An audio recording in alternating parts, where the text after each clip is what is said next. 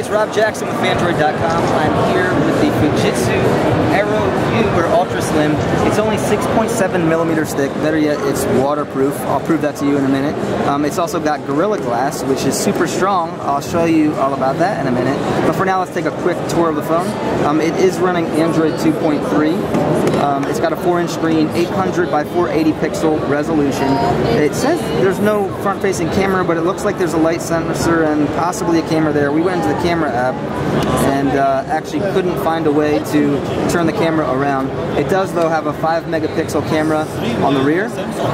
Looking on the top of the device, you've got a 3.5 millimeter headset jack that's protected by this little garage there.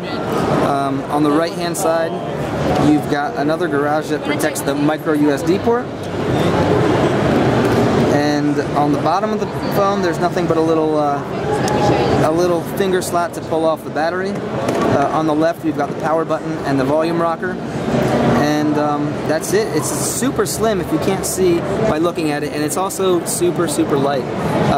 Some other specs on the phone are it's got Bluetooth, 1 gigabyte RAM, 2 gigabytes ROM, micro USB, micro SD, and I'm guessing the micro SD slot is somewhere underneath here. I'm not going to pull the battery out. Actually, you can see it right there.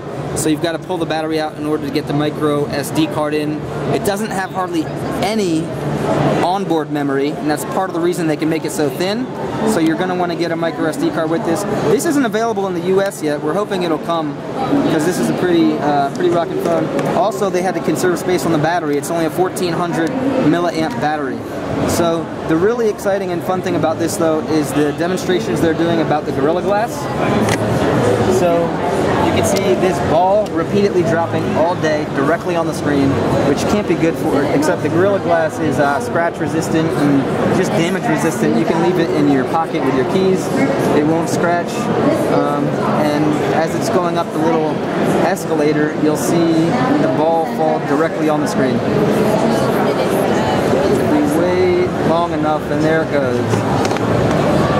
So, all day long, and the Gorilla Glass protects it. We've also get to see the waterproof feature. Usually, you never want to get your phone even an ounce of water on it. You hide it under your shirt in the rain. But this demonstration here, where they're actually dumping the phones in purpose on the water.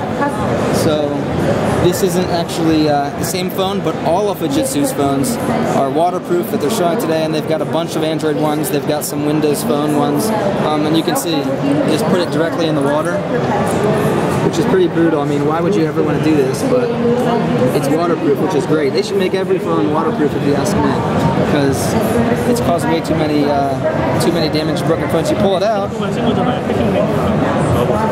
and the phone works. The screen, I think you've got to actually dry the screen off. So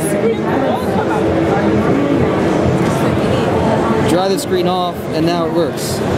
So that's pretty amazing. They make all their phones waterproof. This is the Rexa, another version of Android, but pretty cool. They've also got a waterproof tablet they're showing, but for Android in the Aero line, this is pretty cool. Hoping they come to the United States soon.